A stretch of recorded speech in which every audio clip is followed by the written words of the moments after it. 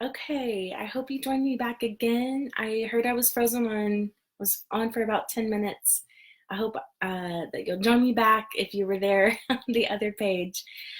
So enough chit-chatting. I was kind of wrapping up anyways about the, excuse me, about the shamrocks.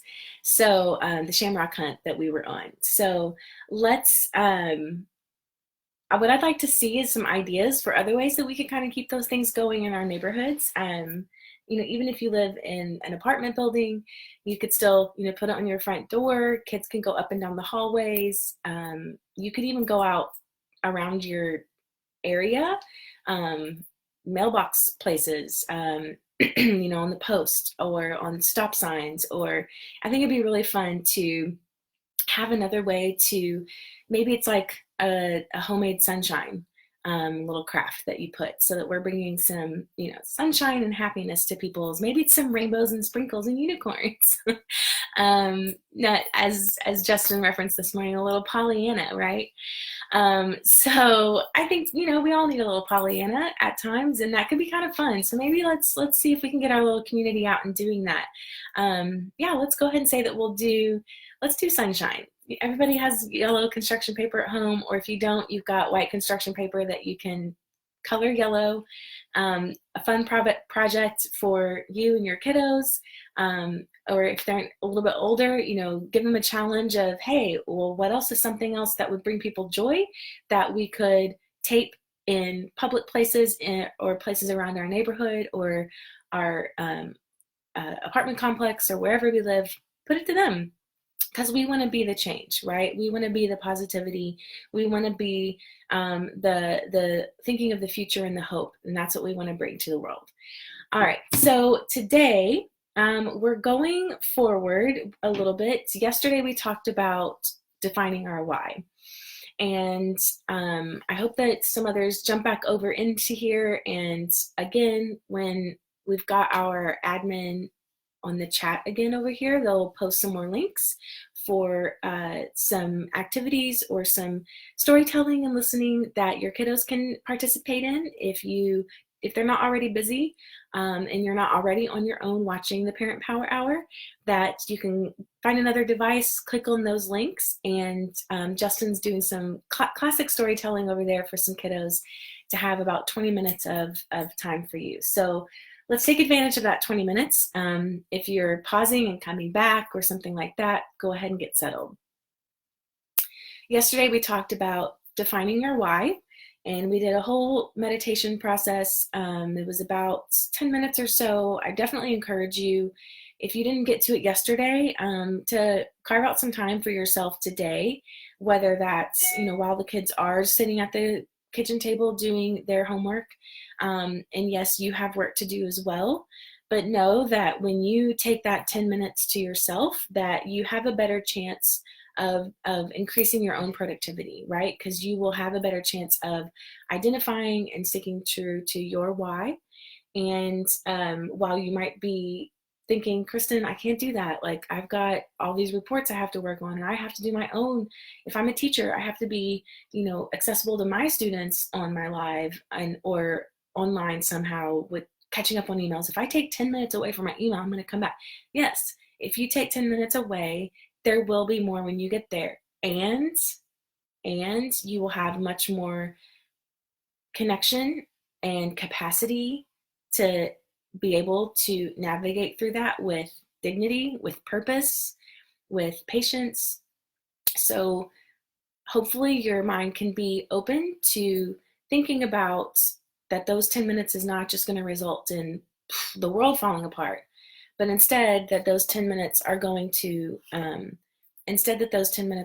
be something that ends up paying forward to you and increasing everything else that you do have to get done after you're done with those 10 minutes. So you can also break it up. I mean, the meditation process or the vision casting that we did yesterday was a long process. You can pause it, you can come back to it.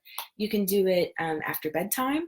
It was really cool. I mean, you just talk about the universe. I mean, I believe things happen for a reason. I believe that we're all here for a greater purpose. And I hope that you have something that you identify with it as well, that you recognize that obviously we're not alone.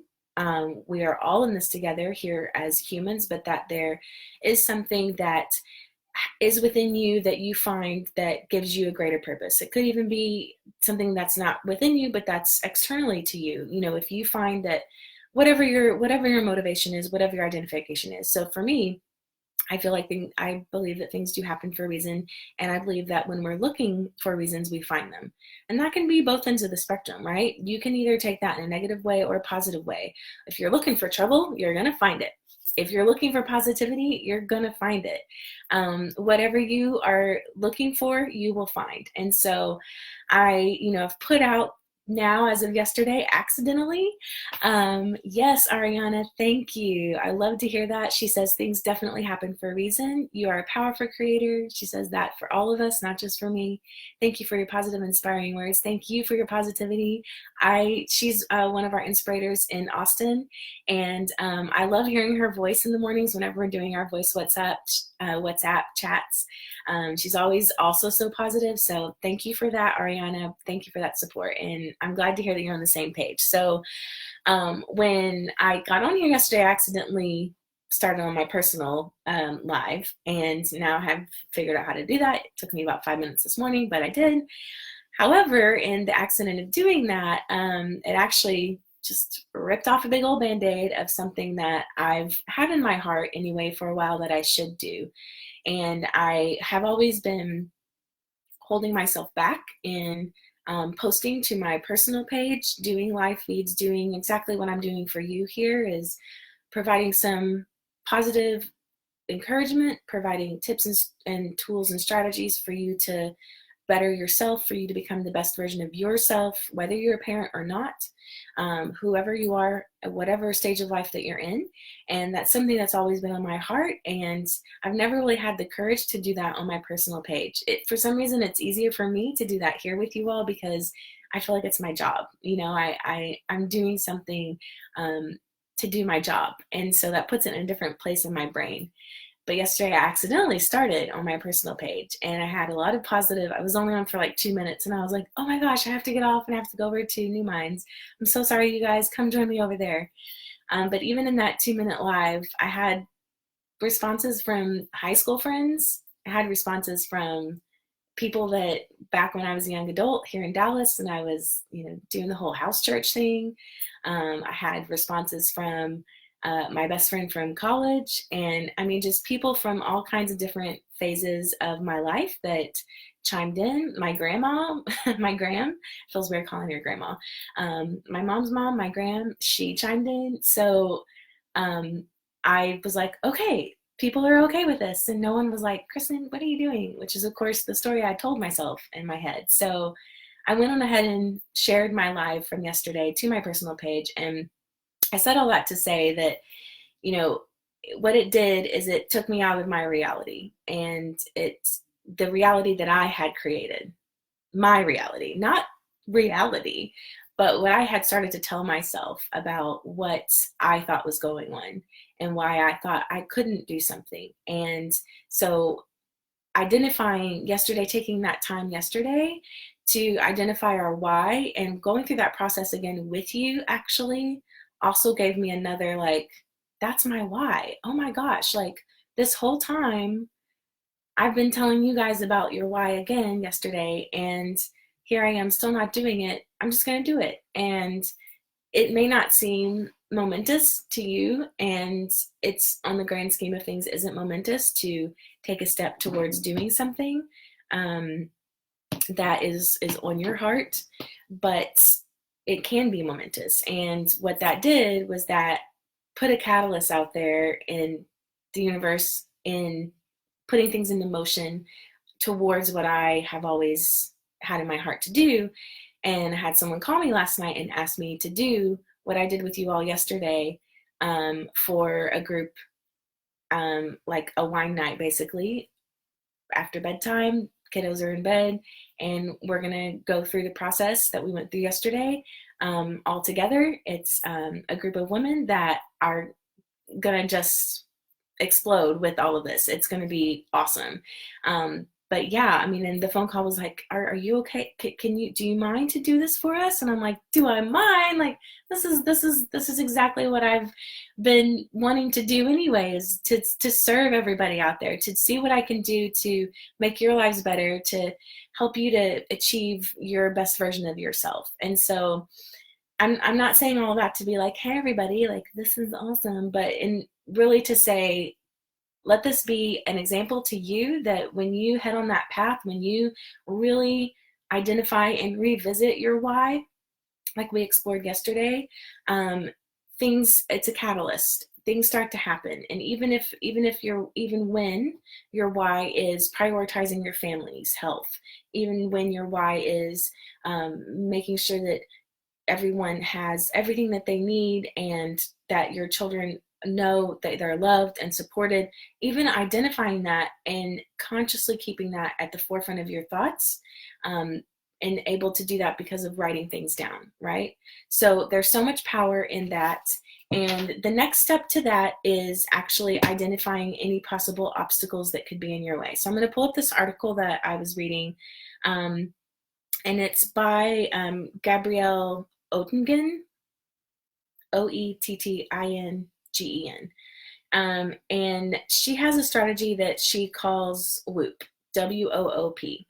And we've already kind of actually worked. And when I was reading this again, I read this several months ago, and I was thinking about what we could go through this morning. And when I saw this, I was like, oh my gosh, this is kind of what we started with on Monday. We started with W. We started with the W of WOOP, which is begin by thinking about a wish, a heartfelt wish that you have. And I was like, oh my gosh, that's exactly what we started with. And then on Tuesday, when we did our vision casting, we were doing the O of WOOP, which is finding the best outcome.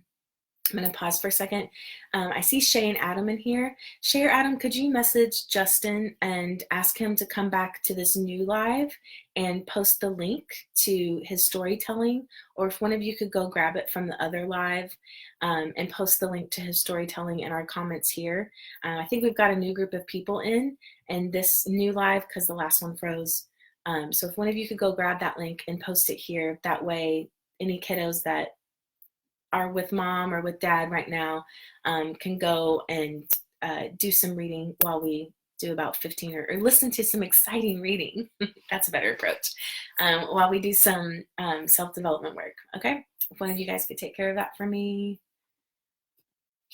I'm not really happy with the lag on this, like we're talking and then somebody gives a thumbs up like 7 seconds later. But here we are. All right, so she says start with the wish, and then she says now define the next best thing, which is the first O, which is the outcome. And that's exactly what we did yesterday. We vision casted for what we feel that is the outcome that we're looking for. What are our hopes? What are our dreams? What is our why? And our why is ultimately that outcome, like because I want to be X, Y, and Z, because I want my family to have X, Y, and Z. And it doesn't have to be really deep and philosophical. It can even be something like my why is because I want to live in an 8-bedroom home and I want to have 3 butlers and I want to have horses in the backyard. If that's your why, then that's going to be the thing that drives every decision that you have, and that is okay, whatever your why is. All right, I got some thumbs popping up now. So I think that Shay or Adam are going to be able to post those links to the story time with Justin so that the kiddos can have something to do. So the next O, so what we're reviewing is a strategy or an approach called WOOP. First, define what do you, or think about what you wish for, and that's actually what we did on Monday.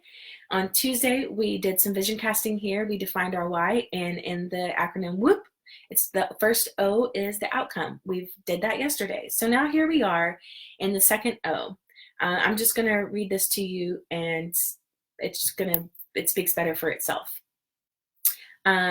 This isn't a secret. Remember that best-selling book that said, if you think positive thoughts, they end up occurring? Though it's tempting to believe this idea, positive things don't actually just come to people who dream about them. You reached a wish for a future. You to reach a wished for future, you need to mentally confront it with the obstacles standing in the way of fulfilling it. Ask yourself, what is it in you that stops you from tackling your wish and moving forward? What is it that's in you? Identify an obstacle that's in you that stands in the way. What's the major obstacle in you standing in the way of fulfilling your wish or dream, of acting on your resolution? At this point, she was talking about New Year's resolutions. Identify the obstacle. It might be, and this comes back to what I was saying before about the accident of me posting to my personal page, it might be an irrational belief, like a belief of failure, of future failure, or some idea that you are having trouble letting go of. Or it might be a bad habit. Try to dig a little deeper, get rid of any cheap excuses. I don't have time, I don't actually care that much, it won't work out anyway, are all weak excuses. Our true inner obstacles are a comfortable thing to think about. So for me, what this is really awesome and powerful for is also in your productivity. If you are, especially working from home, this can even be, because well, sidebar, I'll come back to that later. When you're working from home, how distracting it can be, how you've got to, lunch for the kids, and, so-and-so's in that room working on their real job, and so-and-so's in this room working on their real job. And there can be so many obstacles in your way, right? So being able to identify even the external obstacles, this article specifically was more about your internal why and defining the obstacles within you. So that's kind of what I feel like are two. Dog just decided to join us. An obstacle right now within me to let an animal distract me. My sister's on here and she knows how I feel about the dog. So the internal obstacles that you have. So for me, that example I was kind of actually working through before was that, the story I had told myself, the obstacle within me was that people that I actually know in my personal Facebook group, people that I've been friends with forever, were going to judge me and look at me like, Kristen, what are you doing? Like, you're a music teacher. You shouldn't be giving people advice. And even just me saying that out loud to you is my naming it to tame it, which was also from day one. And that's something that is powerful in and of itself. Go back and watch that one if you're still interested. I'm going to stop here for a second because I have pulling up. Just give me 1 second.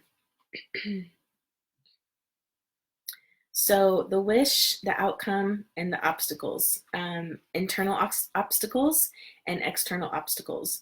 The internal obstacles are the beliefs or the lies that we've told ourselves, or the things that we think are getting in our way of reaching our goals. The other thing would be the external obstacles in your productivity and your work. And I'm getting close to finding it, and I'm gonna wait, because when I find it, it's gonna be awesome. It's gonna be way more powerful for me to read the words of the author. So when we are working through those obstacles, and this I feel like I know that this also goes without saying, oh, thank you, Shay. She just posted the link over there. If you've got kiddos around, that's the link that you can have them on a different device go over and watch and participate in some live reading of some classic children's books. So when we are thinking about the obstacles that are in our way for productivity, so this can go as far as like your daily plans, right? Like when you wake up in the morning, or when you're starting to do your work, your personal work, what are you doing also, not just to list the things that you have to do, your goals for productivity, the goals of the things that you're going to get done, but also identifying what's going to get in your way with those things. Is it going to be the kids running around the house? Is it going to be, having to make lunch when you don't usually typically have to make lunch for your family? Of course, I can't find it. I'm so sorry. It appears that I'm distracted, but I've got one specific part, and I might just have to post it to you later because I don't want to waste your time. Because it has to do with shame, and I'm gonna get there. writing things down about, your goals of your productivity and the things you have to get done today. But then secondarily, don't just put, complete project, um, WebEx meeting with team at 11, um, figure out revenue stream for X, Y, and Z, whatever your list of things are to do for your job. It's job doesn't need quotes. Job's the real thing. That after that, after you go through your list of to-dos, also identify the obstacles. What's going to get in your way of getting those things done? When you label those out, when they happen, you're like, oh, I already predicted that. And then second of all, of course, after that, what will you do to be able to, what's your remedy to those things? When someone else comes to you and says, hey, can I chat with you for a second about X, Y, and Z? That you're saying, I'm on this project right now, and when I get to this point of accomplishment on this project or on this thing that I'm working on or in this meeting, then I'll have a chance. Then I will be able to, then I will address what you're needing. And that kind of helps you to stand a little bit more firmer to your actual to do. And then second of all is that internal part, right? That when you're identifying those obstacles about the stories that you've told yourself, those things that you're already what's the phrase, heading it off at the pass, I think that's the phrase, that you're saying, you know what, I know that I'm usually someone who tells myself this. So what I'm trying to browse through right now is Brené Brown's Rising Strong. I referenced it on the first day. It's how the ability to reset transforms the way we live, love, parent, and lead. And I've got marks all over the place. This isn't just where I am. I've got notes everywhere. And what I just opened to was kind of what I'm talking about, which is the story I'm telling myself, the things that we have going on, our running commentary. So she says, at times when I need to communicate a frustration or issue, saying the story I'm making up gives me permission to speak honestly and candidly without fear of generating a defensive response. It's also very disarming and almost always results in a productive conversation rather than a heated back and forth.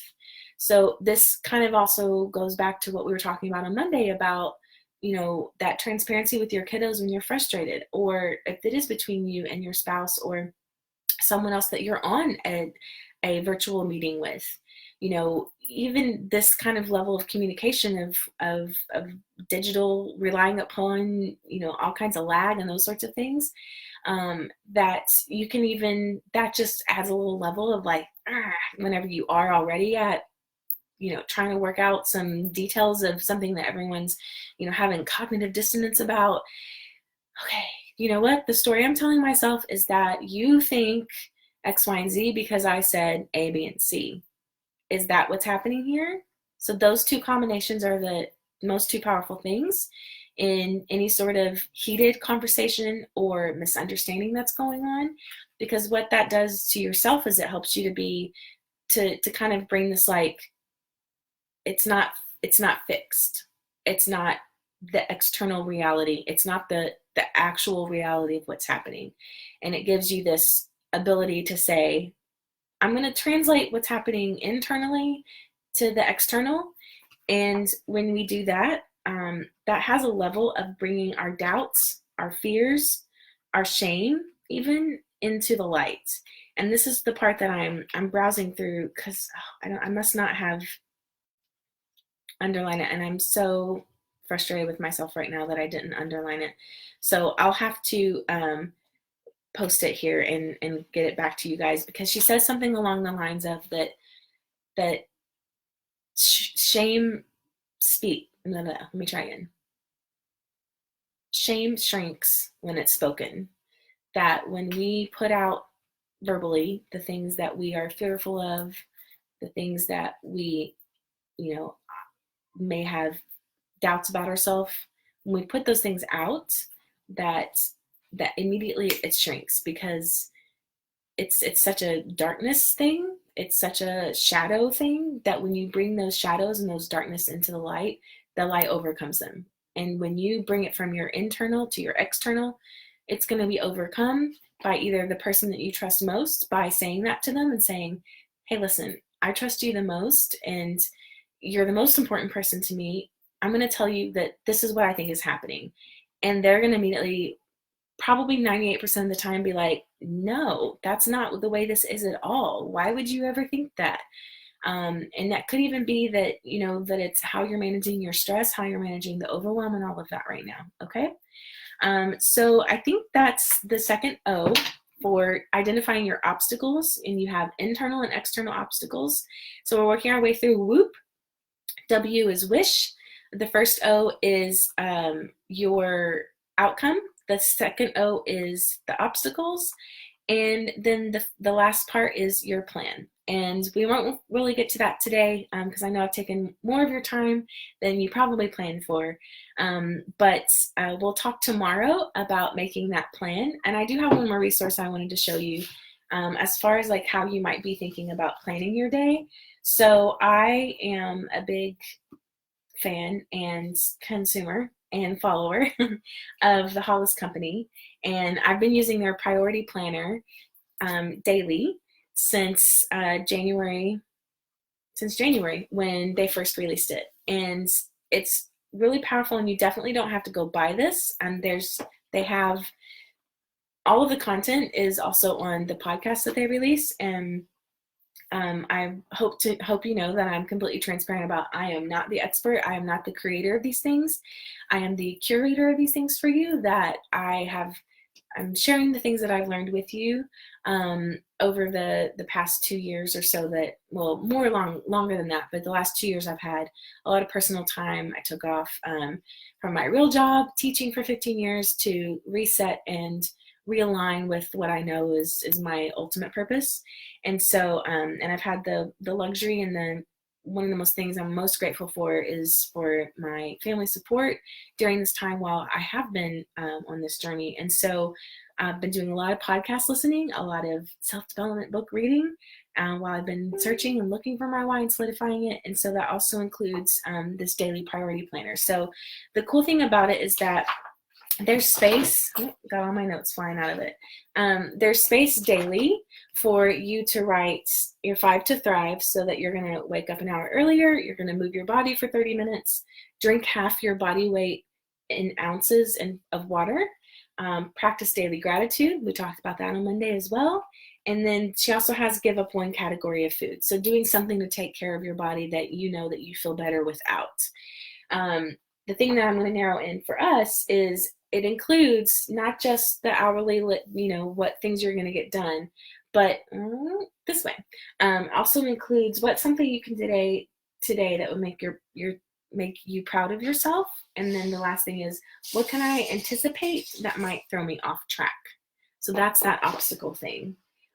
You're already identifying it, even if you write down your goals every day, if you're mentally doing it while you're in the shower. I hope that those things help you out. Next up at 11, we have Dorian coming back for the STEAM train. So many fun activities have been going on with New Minds Enrichment. We would love to continue to hear from you.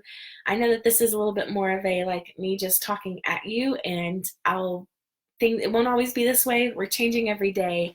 And I appreciate your patience as well as your comments when you have been popping up with your support here. It's been really awesome to see you guys chime in. And I'd love to hear how these tips and strategies are working for you. I'd love to hear, how Whoop is working out for you. It would be really cool to see, a Whoop trend. And then I started off the second version of the live by putting a little call to action out for us to get engaged with our communities. And I think it'd be fun to find little sunshines posted in people's windows, maybe with a smiley face in it or something, kind of similar to what we did yesterday with the shamrocks in our neighborhood. But, that's so specific to the holiday. Why not be specific to the, to what we should all be looking for, the change that we want to be during this time. Here in Dallas, it has been dark and rainy and cloudy for like days. So what I thought of was like, and if you guys have other ideas, by all means, please share them. If they're better than mine, which they probably will be, I would love to hear them. But I thought it'd be cool if we do little sunshine crafts with our kiddos, or make your own sunshine at home, print it out. If you've got older kiddos, what are their ideas? And post them in our windows. Find ways to, maybe on your mailbox